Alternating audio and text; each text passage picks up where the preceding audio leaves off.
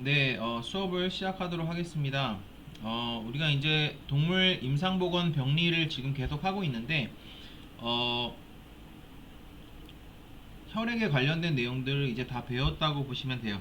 그래서 이제 우리가 지난 시간까지 혈액 케미스트리까지 해서 굉장히 이제 다양한 내용을 좀 소화를 했는데, 오늘은 한번 이 슬라이드에 대해서 이 슬라이드가 거의 한 150장 정도로 분량이 굉장히 많거든요. 한번 이제 쭉 복습해보는 시간을 갖고, 그 다음에 이제 뒤에 있는 부분은 이제 피부랑 소변, 그 다음에 대변, 분변이죠. 한 그 정도 있는데 이 혈액에 비하면 오히려 그렇게 양이 많은 수준은 아니라고 보시면 돼요. 그렇게 되고 그리고 이 LMS가 녹화되는 주에 아마 그 어떤 현미경 관찰, 세균 관찰 등에 관해서 아마 실습을 한번 할 예정인데 또 이제 그런 의미에서 한번 또 이제 검토하는 그런 시간을 좀 가질 수도 있고 그래서 전반적으로 한번 우리가 어떤 내용들을 배웠는지 쭉 정리를 해보겠습니다. 그리고 아무래도 여러분들이 이제 이런 내용들이 이제 좀 생소할 수도 있기 때문에 한번 더 공부를 하면서 제가 이제 하면서 좀 설명을 못했거나 좀 간단하게 넘어갔던 부분에 대해서는 좀 추가적으로 설명을 하면서 진행을 하도록 하겠습니다.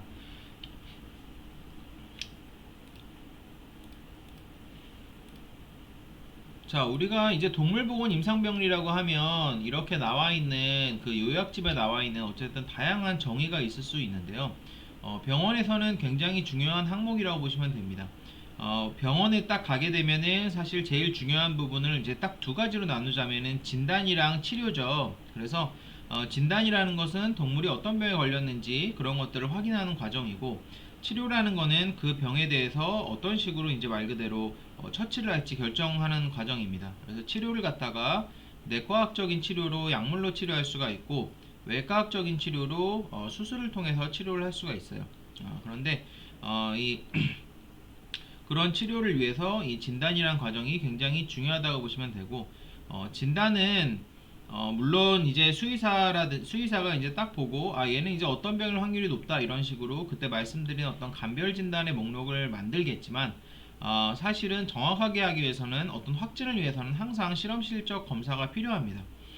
그래서 어떤 실험실에 어떤 장비 같은 것도 필요하고요. 뭐 기본적으로 현미경 같은 것들은 기본적으로 필요하고 그 다음에 우리가 그 지난 시간에 배운 어떤 CBC 기계라든지 아니면 블러드 케미스트리 기계라든지 이런 것들이 필요하고 사실은 조금 그런 데서 더 발전돼서 어떤 세균이나 바이러스나 기생충을 검출하려면은 PCR이라든지 뭐 또 리얼타임 PCR 같은 좀 고도화된 실험 장비가 또 필요합니다.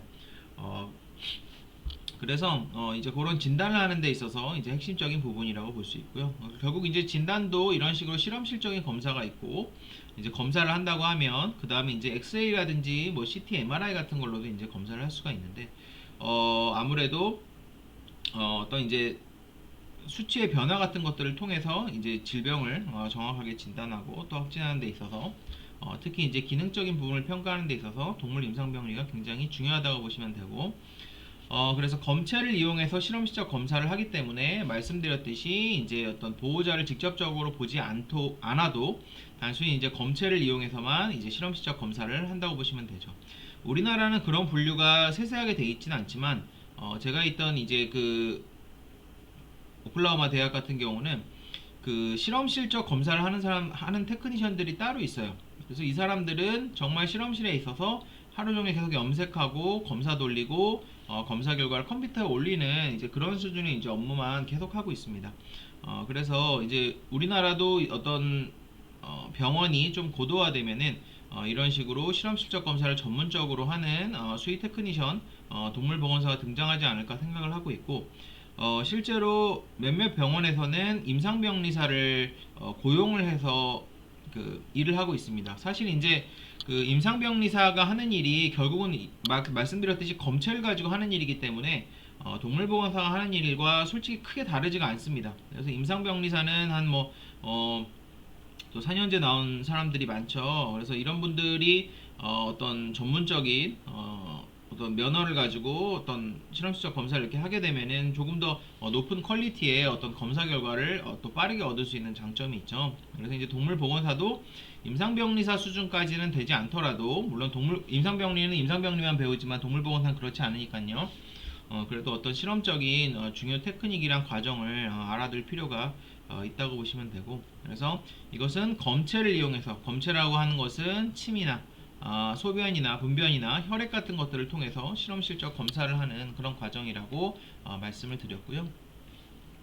그래서 어떤 질병을 진단을 한다든지 아니면은 건강 상태를 체크하는 거죠. 질병에 걸리지 않았더라도 요새 동물병원에 건강검진 같은 걸로 내원하는 경우 굉장히 많죠. 그러면 이제 전반적인 건강 상태에 대해서 임상병리를 통해서 우리가 확인을 할 수가 있죠. 우리도 건강검진 할 때 필수로 들어가는 게 혈액 검사랑 소변 검사는 필수로 하죠.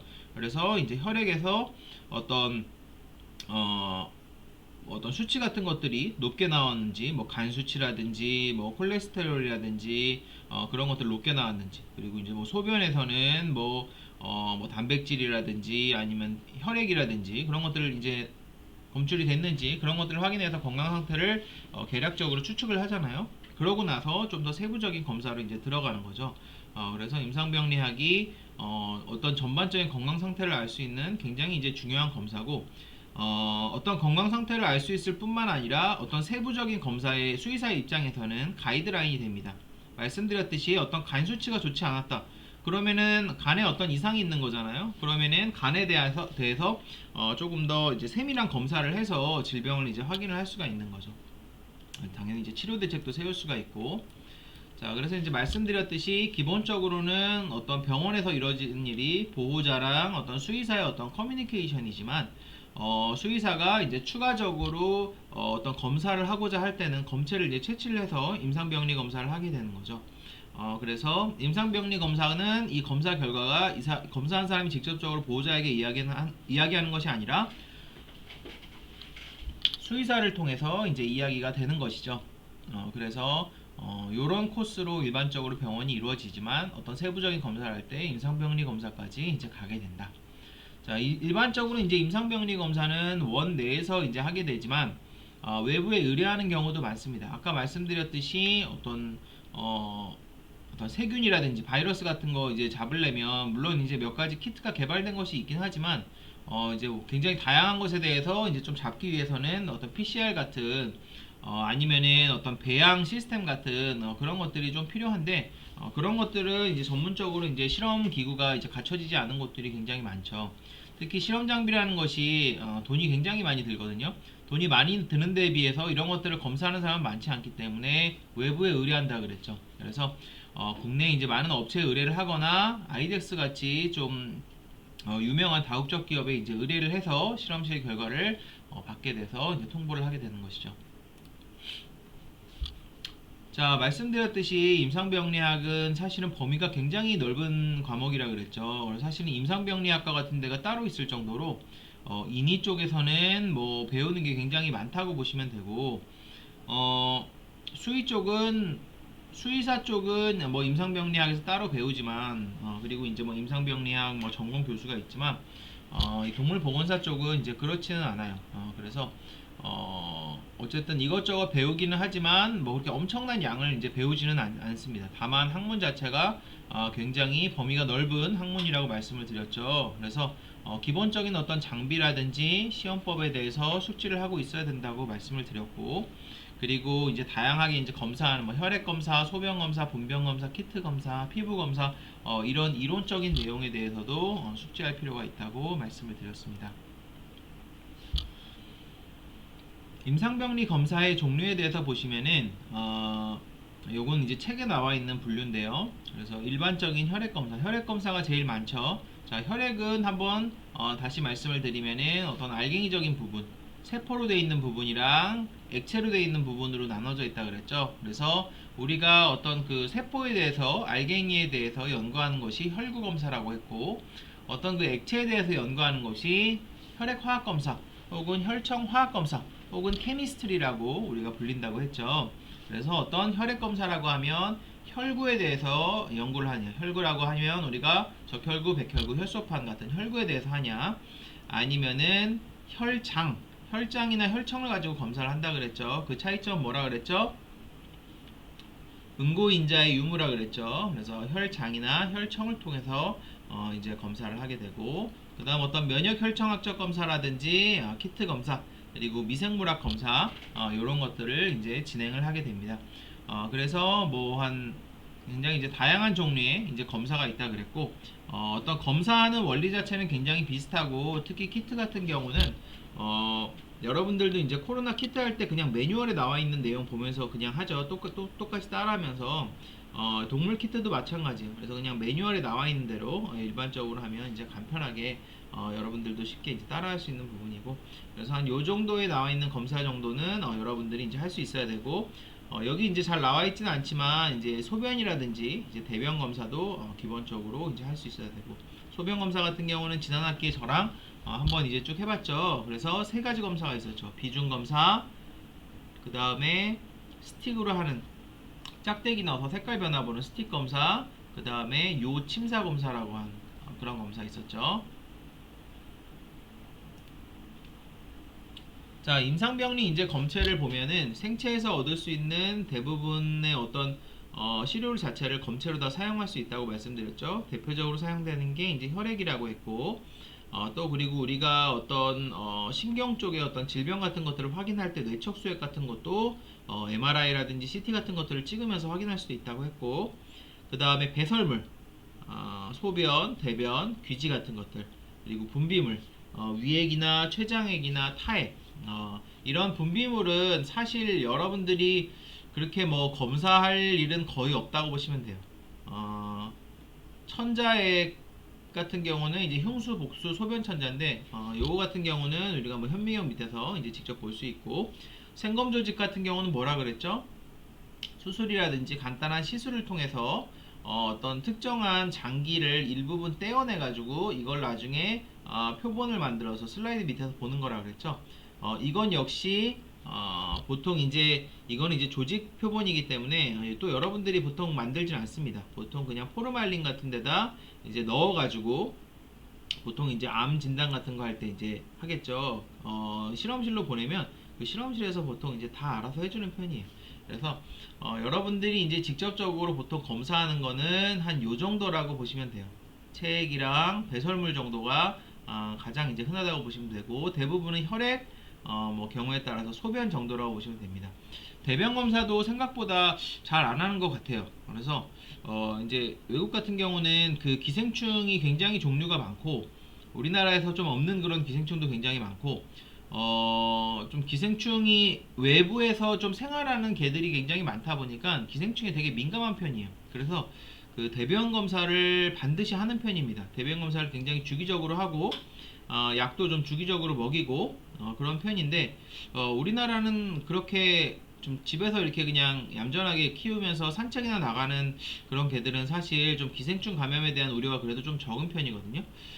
이제 그러다 보니까 좀 대변 검사를 좀 적게 하는 것 같아요. 대변 검사를 좀 적게 하기도 하고, 요새는 또 기생충 약이 워낙 좋아서 심장항충 약 같은 거에 그냥 뭐 이런 기생충 약, 귀지 검사하는 게 진드기 같은 거 검사하려고 하는데 진드기 약 같은 거 다 들어있거든요. 그래서 이제 이런 검사들이 옛날에 비해서 현미경으로 좀 직접적으로 보는 비율이 좀 줄은 것 같아요. 물론 이제 병원마다 다르겠지만, 일단은 그냥 먼저 치료를 하고 보는 경우도 이제 많은 거죠. 반드시 꼭 어떤 이게 기생충이다 진단하지 않더라도.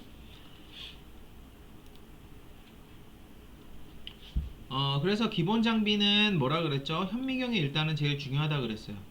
그런데 이거는 사실 좀 옛날 얘기고, 말씀드렸듯이 지금은 기계에 의존하는 경우가 굉장히 많다 그랬죠. 그래서 옛날에는 피부든 혈액이든 다 도말 슬라이드를 통해서 확인을 하고 그랬는데, 지금은 이제 장비가 굉장히 이제 좀 좋아졌고, 약도 굉장히 이제 좀 좋아진 편이라서 좀 그렇게 하지 않는 경우도 좀 많다고 보시면 돼요. 그래서 그리고 이런 검사를 하려면 또 시간도 들고 돈도 들고, 보호자 입장에서는 돈을 좀 추가로 내야 되니까 그냥 뭐 약부터 주세요 하는 경우도 굉장히 많죠. 그리고 이제 또 어떤 건강검진 같은 거 할 때도 굳이 현미경을 보지 않고 기계를 통해서 CBC라든지 케미스트리가 전부 다 가능하니까 좀 옛날에 비해서 좀 보조적인 수단으로 약간 좀 격화됐죠. 하지만 이제 우리가 기본적인 조작법이라든지 하는 법에 대해서 이제 알고 있어야 합니다. 그리고 이제 현미경을 보면서 세균이 실제로 어떻게 생겼는지, 혈구가 어떻게 생겼는지, 그 5종류의 백혈구가 어떻게 생겼는지 이런 것들을 구분을 할 수 있어야 돼요. 왜냐면은 기계가 완전한 것은 아니라 그랬죠. 그래서 우리가 필요할 때는 항상 도마를 봐야 되고, 또 기계로 잡을 수 없는, 또 어떤 키트로 잡을 수 없는 다양한 종류의 기생충도 굉장히 많다 그랬죠.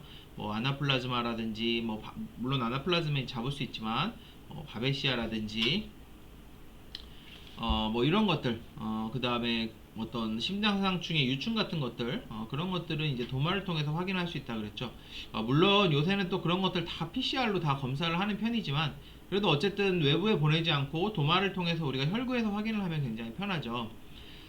자, 어쨌든 검체 용기, 뭐 광학 현미경, 그 다음 슬라이드, 그 다음 이제 원심 분리하는 장치, 그 다음에 원심 분리기는 이제 두 종류가 있는 거죠. 어떤 실험실에서 좀 이제 굉장히 높은 RPM으로 돌리는 게 있고, 간이로 그냥 스핀다운처럼 하는 것도 있고, 그 다음에 어떤 요 비중계, 그 다음 파이펫, 팁, 스포이드, 그 다음 모세관, 알콜 램프, 루프 같이 어떤 간단한 혈액 검사라든지 아니면은 세균 검사를 할 때 필요한 것들도 있다고 보시면 됩니다.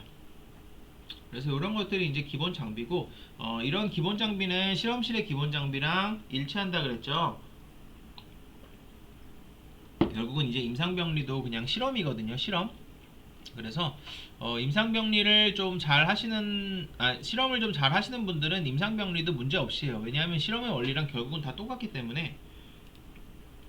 그래서 우리가 이제 배웠죠. 자동혈구 분석기에 대해서. 요게 이제 CBC라 그랬고, EDTA 처리한 그 보라색 통에 들어있는 혈액을 이용을 한다 그랬고, 적혈구, 백혈구, 혈소판 등에 대한 크기라든지 개수라든지 비율 같은 것들에 대한 확인이 가능하다고 말씀을 드렸습니다. 그래서 여기 보시면은 모니터에도 나오고 종이로도 나온다고 했죠. 뒤에 있는 이 버튼을 누르게 되면 여기 빨대에서 혈액을 쭉 빨아들인다 그랬죠. 그래서 어떤 일정한 결과가 나온다고 말씀을 드렸고, 그 다음에 이제 블러드 케미스트리 혈액화학 분석기 같은 경우는 뭐 우리가 혈청 케미스트리, 혈액화학 분석기, 뭐 그냥 뭐 혈청 화학 분석기, 그냥 케미스트리 뭐 다양한 이름으로 부른다고 했죠. 그래서 요거는 혈액에 있는 액체를 갖다가 분리한다 그랬죠. 그래서 우리가 원심 분리를 돌리면은 아래쪽에 세포가 가라앉고 무거운 세포가 가라앉고 위쪽에는 액체가 뜬다 그랬죠. 그래서 그 투명한, 완전 투명하진 않고 색에 따라서 약간 좀 약간 누리끼리한 느낌이 있기도 해요. 그런 것들을 갖다가 이제 분석을 한다 그랬고, 이거는 장기 평가할 때 사용한다 그랬죠. 그래서 우리가 지난 시간에 어떤 간 수치, 신장 수치, 췌장 수치 이런 것들을 나타내는 다양한 종류의 혈청 화학 지표에 대해서 말씀을 드렸죠. 뭐 AST니, 뭐 ALP니, 뭐 GGT, 뭐 이런 것들 지난 시간에 배웠는데, 뭐 BUN, 크레아틴 이런 거 기억나세요? 그런 것들 한 번 더 복습을 할 예정이니까 그런 것들을 이제 평가하기 위해서 사용을 한다고 말씀을 드렸습니다. 그 다음에 이제 어떤 휴대용으로 많이 사용하는 혈액가스 분석기가 있다 그랬죠. 그래서 어떤 뭐 산소라든지 이산화탄소의 분화, 그 다음에 뭐 어떤 산도, 그 다음에 전해질 같은 것들을 이제 측정할 수 있도록 되어 있고, 여기 이제 아이스탯이라 그래서 여기다가 이제 혈액을 조금 넣고 여기 키트 끼우는 데가 있어요. 키트 끼우는 데가 딱 하면은 나중에 이제 모니터로 보이고 이제 뭐 종이로도 나오고 이제 그런 것들을 이제 사용할 수 있다 그랬죠. 물론 좋은 혈액 화학 분석기를 사용하면은 웬만한 전해질은 다 이제 검사를 할 수가 있습니다. 대신에 이제 좀 산도 같은 것들은 검사하기가 좀 한계가 있죠. 어쨌든 혈액 가스에 대해서 어떤 분석할 수 있는 그런 장비가 또 있고, 그 다음에 되게 간이적으로 사용하는 게 혈당 측정기라 그랬죠. 그래서 혈당 측정기 같은 경우는 굉장히 이제 우리가 혈당만 어떤 시간대별로 어떤 측정을 해야 될 때 아주 간이적으로 사용을 하는 그런 이제 기계라고 이제 말씀을 드렸습니다. 그래서 일일이 이거에 대해서 다른 수치까지 해가면서 그 어떤 혈액화학 검사를 할 필요가 없기 때문에 사람 그 혈당 측정하듯이 이제 거의 이제 비슷한 원리라고 보시면 되죠. 결국은 뭐 동물용으로 나왔다 하지만 결국 이제 혈액에 있는 당을 측정하는 거니까 비슷하다고 보시면 되죠. 그래서 요거는 이제 보통 이런 기계에다가 그 조그만 스틱 같은 것들을 끼울 수 있게 돼 있어요. 그래서 스틱 한 끝에 이제 혈액을 조금 묻히게, 아주 그냥 소량이라도 상관없습니다. 묻히게 되면은 바로 그냥 측정이 됩니다.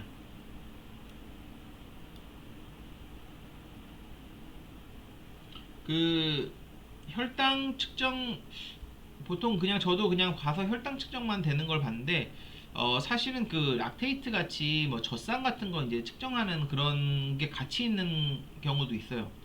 이제 대동물에서 저는 이제 사용하는 걸 되게 많이 봤었고 저도 많이 사용했는데, 특히 뭐 염소라든지 이런 애들이 임신 중독 같은 거에 이제 걸리게 되면, 염소라든지 이런 애들은 3, 4월 때 이제 어떤 뭐 어떤 출산기 같은 거라고 보시면 돼요. 얘네는 이제 계절별로 출산을 하거든요. 계절별로 임신을 해서 이제 말도 마찬가지고, 이제 그런 애들 보면은 임신 중독 같은 게 걸리면은 이제 젖산 같은 것들은 올라가고 당 수치는 이제 떨어져요. 이제 그런 것들 매일매일 체크하는데, 이제 기계 하나로 돼 있어서 동시에 이제 측정할 수 있는 혈액에서 이제 그런 것도 이제 좀 나와 있습니다.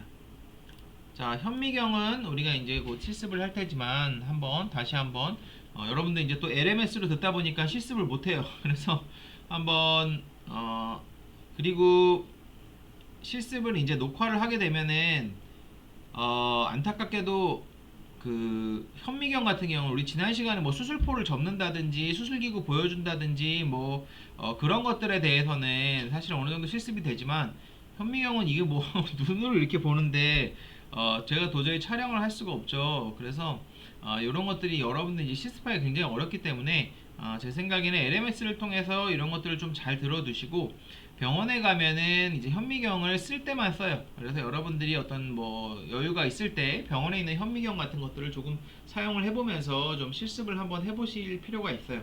그리고 병원에는 당연히 굉장히 좋은 슬라이드가 많이 있습니다. 자기네들이 수집을 하기도 하고, 그리고 이제 막 검사한 따끈따끈한 슬라이드가 굉장히 많기 때문에 제 생각에는 이런 내용들을 한번 보시고, 여기서 이제 실습하기가 좀 어려우니까 병원에서 한번 현미경을 통해서 좀 관찰하는 것들을 좀 배우시기 바랍니다. 자, 현미경 제일 중요한 게 뭐라 그랬죠? 여러분 병원 같은 데 쓸 때 사용하고 나서 불 끄는 거라 그랬죠? 안 그러면 막 심할서 쓴다고. 그래서 어쨌든 사용할 때 깨끗하게 그 렌즈 페이퍼로 윗부분 잘 닦아주고 불 끄고 이런 것들만 잘 관리를 해주면, 현미경은 사실상 여러분들이 막 고장 날까봐 못 쓰겠다 이런 생각은 하지 않으셔도 돼요. 그렇게 되고, 자, 현미경은 임상병리 이제 핵심이죠. 그래서 현미경을 통해서 우리가 어떤 세균이라든지, 바이러스는 관찰이 안 되지만 세균이라든지 기생충 R, 그리고 뭐 어떤 소변 결정, 그리고 이제 혈구 같은 것들을 다 관찰하는 것들이 가능합니다. 혈구도 적혈구, 백혈구, 혈소판 관찰이 가능해요. 이걸로 이제 혈청화학 검사는 못하죠. 왜냐하면 혈청화학 검사 같은 경우는 아주 미량 이제 녹아있는 어떤 특정한 효소를 갖다가, 어떤 지표 효소를 갖다 검출하는 거기 때문에 현미경으로는 보이지 않아요. 근데 혈구에 있어서는 이것이 일정한 형태를 가지고 있는 세포이기 때문에 현미경을 통해서 관찰이 가능합니다. 그래서 이제 우리가 이제 도마를 통해서 확인할 수가 있다 그랬죠. 그래서 기본적으로 현미경을 통해서 할 수 있는 것들이 굉장히 많고, 사실 병원에서 이제 검사하는 어떤 대부분의 검사는 현미경을 통해서 하는 것들이 가능하다고 보시면 돼요. 자, 현미경은 그래서 육안으로 좀 확인하기 힘든 것들을 보는데 사용하는 것이고, 자, 어떤 구조에 있어서 렌즈가 두 개라 그랬죠. 뒤에 다시 한번 설명을 하겠지만 접안 렌즈가 있고, 그 다음 이제 대물 렌즈가 있다 그랬죠.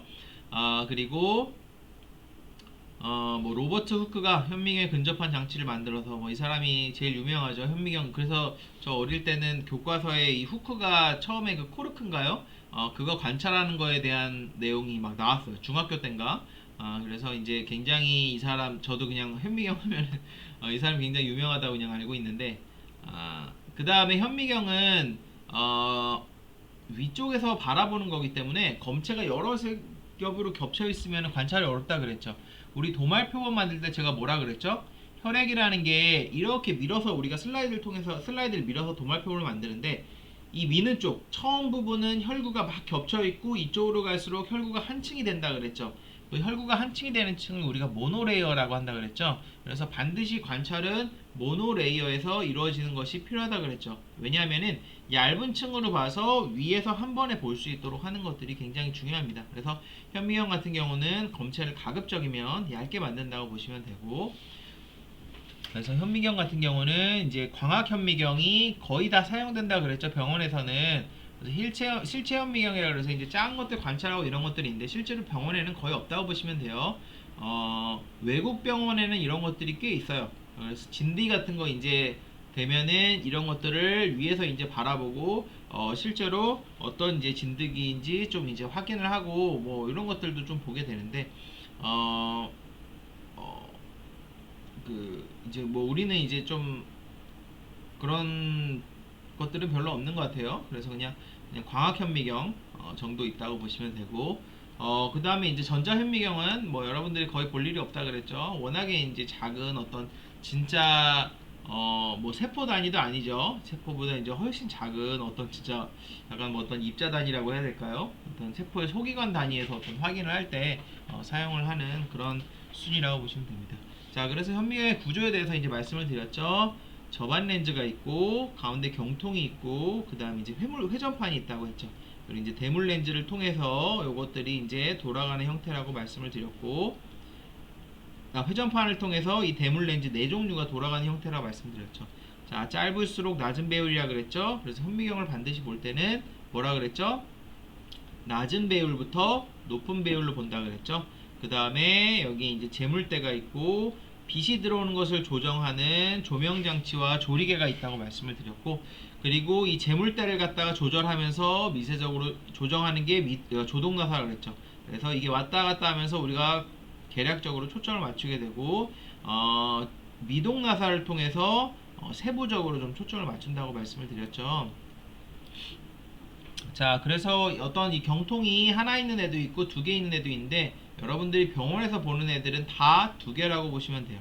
하나로 보는 것보다 두 개로 보는 게 굉장히 정확합니다. 그래서 그때 한번 말씀드렸죠. 여러분들이 이게 통이 두 개가 있어도 한쪽 눈을 감고 보는 경우가 많다 그랬죠, 사람들이. 근데 그렇게 보면은 잘 안 보여요. 한쪽 눈으로 보면 처음에는 잘 보이는 것 같은데 결국은 두 눈으로 보는 게 훨씬 잘 보입니다. 그래서 여러분들도 볼 때는 한쪽 눈으로 보면 조금 더 초점 맞추기도 쉬운 것 같고 잘 보이는 것 같지만 그렇게 보는 버릇을 들이면 안 되고 반드시 두 눈으로 봐야 됩니다.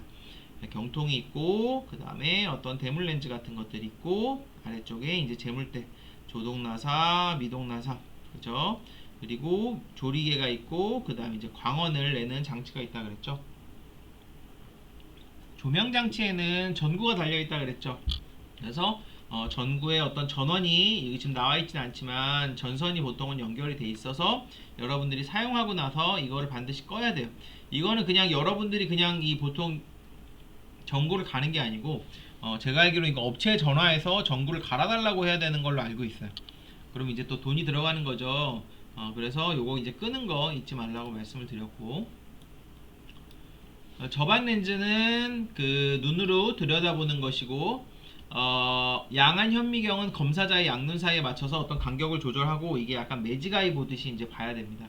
여러분들도 이제 병원에서 한 번씩 한번 보시기 바래요. 그리고 이게 대물 렌즈라 그랬죠.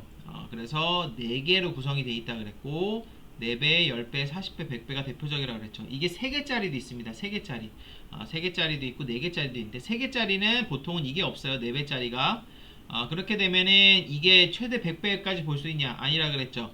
저반 렌즈 자체가 10배라 그랬죠. 그래서 10배, 100배 두 개 곱해서 1000배라 그랬죠. 그래서 맨 마지막 고배율로 갔을 때는 오일을 한 방울 떨어뜨려 줘야지 초점이 맞는다 그랬고, 고배율일수록 길이가 길어진다 그랬고, 자, 요게 이제 나사라 그랬죠. 요거를 통해서 위아래 이제 조정을 하게 되는데 말씀드린 게 그때 뭐였죠? 처음에 조동나사를 맨 위로 끌어올리고 배율도 낮게 한 다음에 아래쪽으로 내려가면서 초점을 맞춰야 그랬죠. 물론 위쪽으로 올리면서 초점을 맞출 수 있는데 잘못하면은 깨질 수도 있다 그랬고, 자, 이런 것들을 피하기 위해서 한 가지 더 주의해야 될 점은 그냥 참고적으로 알아두세요. 100배를 갔을 때는 조동나사를 건드리면 안 됩니다. 말씀드렸듯이 100배에서 조동나사를 왔다 갔다 하다가는 슬라이드가 또 깨질 수가 있어요. 그래서 100배로 갔을 때는 미동나사만 건드려야 돼요. 원래는 사실 어떻게 해야 되냐면은 처음에 딱 하고 나서 넘겨도 초점이 어느 정도 맞아요. 미동나사로만 합니다. 배율에 상관없이 그냥 가령 4배에서 딱 잘 이제 초점 맞았다. 그죠? 처음에 이제 재물대를 위로 올리고 내리면서 초점을 맞췄다. 자, 그 다음에는 10배로 얘를 돌리고 나서 사실은 미동나사로만 조절을 해도 돼요. 그 다음 40배로 돌리고 마찬가지로 미동나사. 100배로 갔을 때는 무조건 미동나사로만 조정을 해야 됩니다. 안 그러면 잘못하면 깨져요. 이때는 절대 조동나사를 건드리면 안 돼요. 슬라이드라든지 뭐 렌즈는 조금 안쪽으로 들어가 있기 때문에 손상이 좀 덜한 편이라 그랬죠. 어쨌든 렌즈가 어쨌든 손상 마찬가지로 될 수 있습니다. 굉장히 비싸기 때문에 그런 것들 주의하셔야 되고.